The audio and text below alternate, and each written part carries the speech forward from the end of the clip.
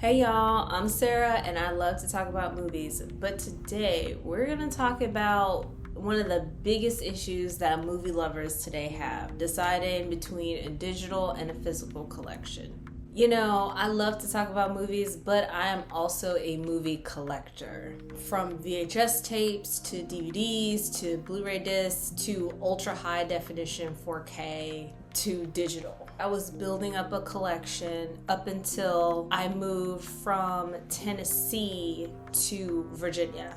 And then later from Virginia to Indiana. So in between, in doing all of those moves, I did start to downsize my collection. I had this idea that I was gonna try to do minimalism and apply it to different parts of my life where I was starting to build up a bigger collection, something that physically took up a lot of space. First it was my books, and then I moved on to my movie collection. So I started finding ways to transfer my physical collection to digital. I found out there were a couple of different companies that would allow you to do that.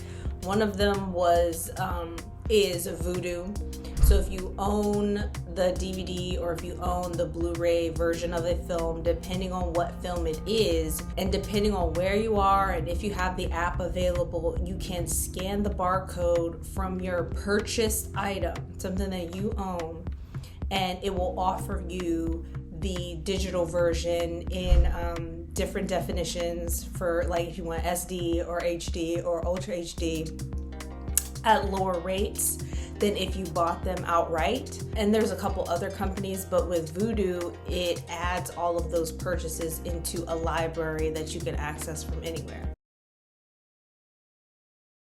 One of the first things that became an issue right away was choosing a platform to house all of my digital copies.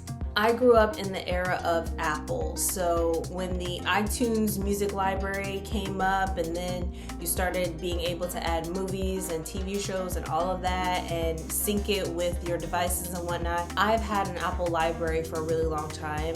My library has gone with me from device to device. I used to have like a Dell computer to the MacBook. I do appreciate that I can have copies of my library like follow me from device to device. So I do appreciate that capability. Some companies faded into the wind, no longer exist. So choosing a platform is very important.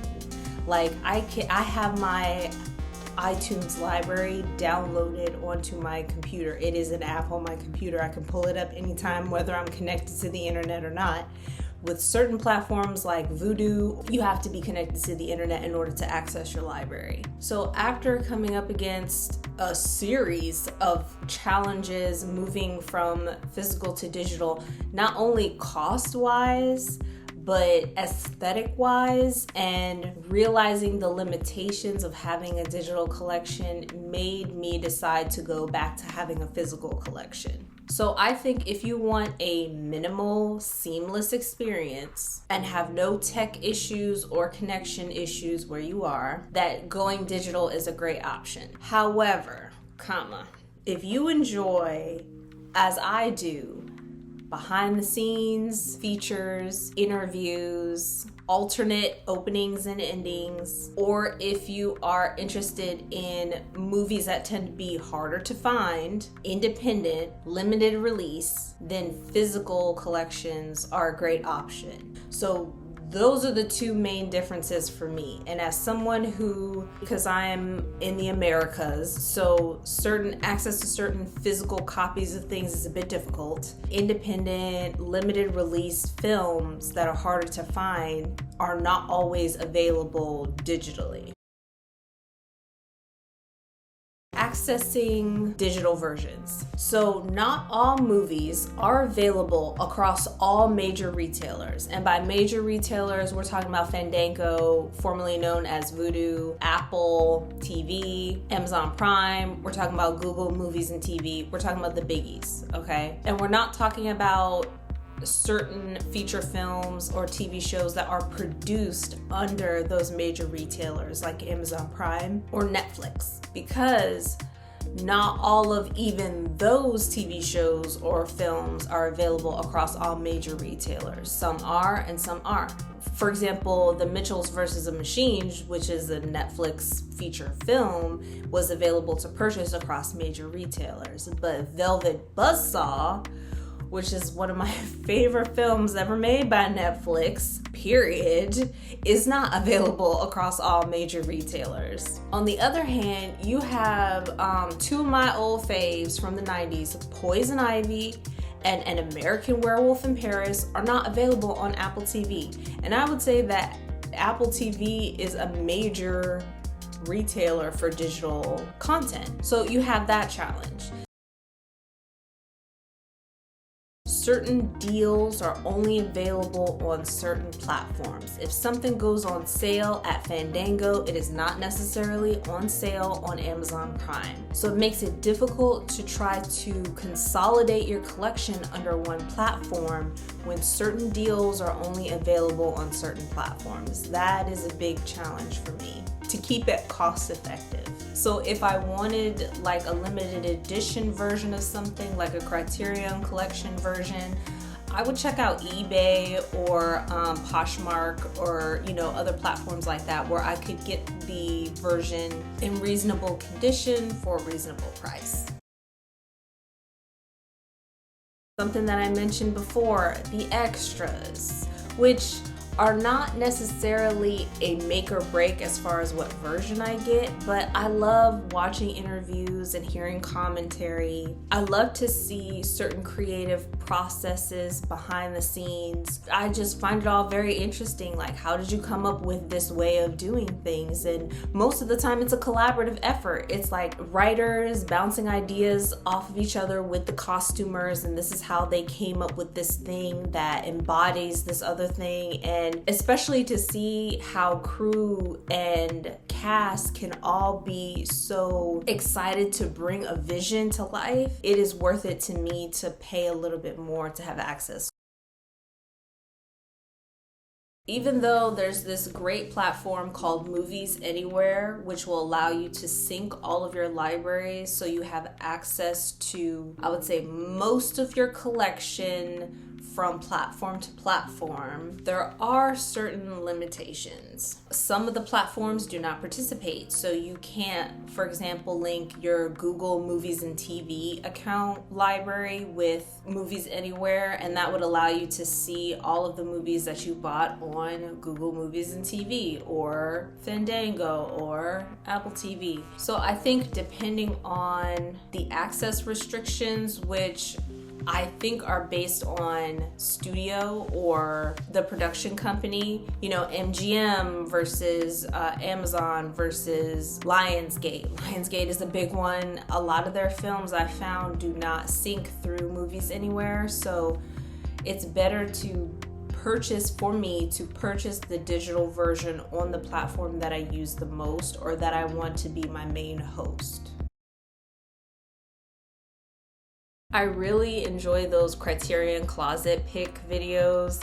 Number one, because it must be just so amazing to be in there and just see all of these movies in the same space at the same time. I love to see people's reactions when they recognize a film, especially if it's a film that they really, really love. And that is something that I miss from having a digital collection, is just being able to look at my collection and pick out a film that maybe I haven't seen in a while. Whereas with the digital collection, you have to log in to your platform, and each of my platforms has some of my collection, but there isn't one platform that has my entire collection on it. So I have to visit all these different places and kind of see what I'm in the mood for. Some of the platforms, the way that they categorize films is not exactly my favorite. The descriptions of certain films is not exactly, how I would describe a film, or if they recommend similar films to me, they're not what I would say are similar films. So there are some things here and there that I just that, you know, the cons for me just started stacking up. Something that is on my wish list. What's on my wish list? Guys, I got like so many movies up there. I really want the Adventure Time full collection on Blu Ray. I really do. I want the complete collection on Blu Ray. I do not want those HBO Max feature films that they made after the show was over. I don't want those, but I do want the original, like, full collection, the complete collection. It's just such a great TV show. I don't have Trick or Treat in my collection. You guys, it's a bunch of random stuff. I don't have Trick or Treat in my collection. Wreck-It Ralph 1 and 2. I really like those movies. Those are not in my collection. And then Daughters of Dust. Daughters of the Dust is not in my collection. Those are some of the movies on my wish list. So with all of this in mind, how I like to experience movies and TV shows and whatnot, I decided to go physical. I decided to build up my collection again. I have DVDs and Blu-ray discs and the 4K ultra high definition, but it's not a requirement. It is not my goal to get limited editions, steelbooks, platinum editions of films. I really just am interested in getting more out of some experiences and the basics of other experiences. I could say for sure right now my collection is small. Like, nobody would consider this a impressive collection at all, but I intend to build it up. It would be amazing if I could have something like the Criterion Closet picks. That is right up there with having a home library or like a home movie theater for me. That would be incredible. And hey, this YouTube channel ever takes off, I already have my wish list. I tend to make my wish list far in advance of the actual purchase.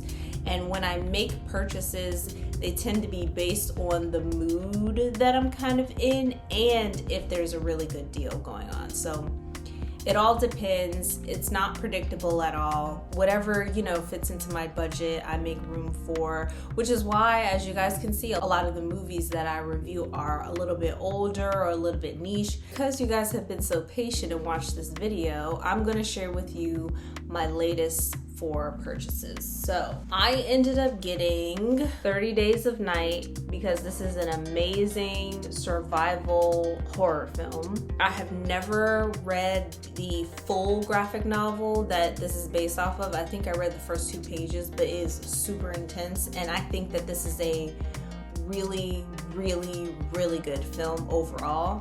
Checks all the boxes, and when I saw that it was on sale, The Thing, because I'm late, I watched the remake before I watched the original, fell in love with the original, and decided to add it to my collection. And I got Talk to Me because I think it was a solid horror film.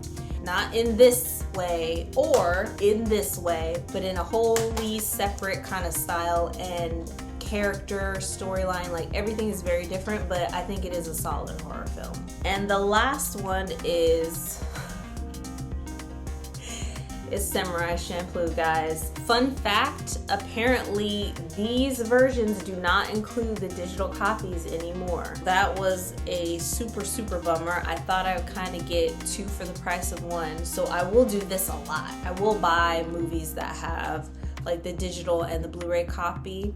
But I know it is a luxury to have access to digital copies of everything in my collection. But anyway, yeah, this is one of the best anime series of all time. Limited collection, only 1 season. It absolutely should be in anybody's collection, but I will say is extremely graphic and violent in terms of violence.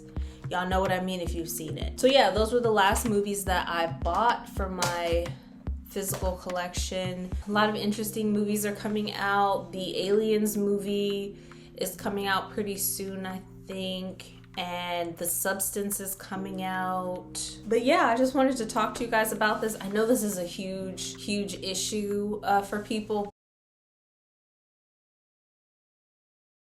Certain deals only being available on certain platforms.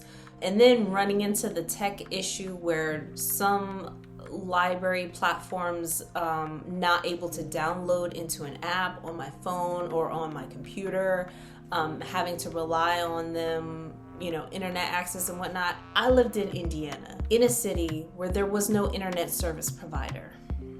I had many regrets during that time, and that was one of them. So either way, I think it really does depend on your lifestyle. I know that people say that all the time, but it really does. Do you have the space for it?